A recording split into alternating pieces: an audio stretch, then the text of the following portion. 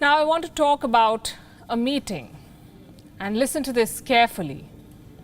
A compulsive bully, a perpetual nuisance, an ally gone astray, and a country torn by war. What happens when all four of these hold a meeting?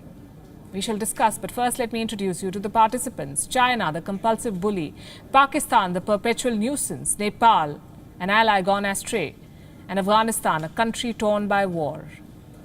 These are four of India's immediate neighbours. Three of them have had differences, even disputes with India. They held a virtual conference, the first of its kind, four-party cooperation conference. Representing each country were some high-profile names. Wang Yi, the Foreign Affairs Minister of China; Makhdoom Khusro Bakhtiar, the Economic Affairs Minister of Pakistan; Pradeep Kumar Gyawali, the Foreign Minister of Nepal; and Mohammad Hanif Atmar, the Acting Minister of Foreign Affairs in Afghanistan. China had called this meeting. India was not invited, and we know why. China's very purpose of organizing this meeting was to corner India. And this is not conjecture. Look at the contents of the conversation. Look at the message from China for these three countries. Let me start with what China told Afghanistan and Nepal, and this is telling. Be more like Pakistan. That's what they were told. To follow the example of the Sino-Pakistan cooperation. How would they do that? By supporting China's Belt and Road Initiative. I'm not saying this, the Chinese foreign minister did. He urged his counterparts from Nepal and Afghanistan to, quote-unquote, actively promote the building of the China-Pakistan economic corridor. And at the same time, Wang Yi took subtle jibes at India and America. He said that the four nations, China, Nepal, Pakistan and Afghanistan, should be good neighbours. They should have consensus on how to fight the Wuhan virus pandemic.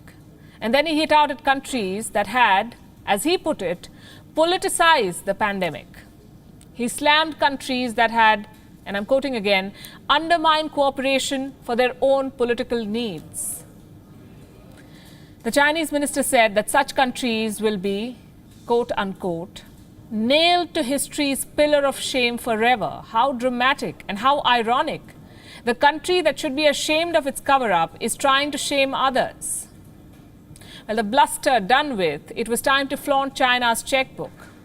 While speaking on pandemic cooperation, Minister Wang Yi made an offer that countries would find hard to refuse. He said that when a Wuhan virus vaccine is developed, China will, quote-unquote, improve the accessibility of vaccines to the three countries and help them strengthen their public health systems. These are his words.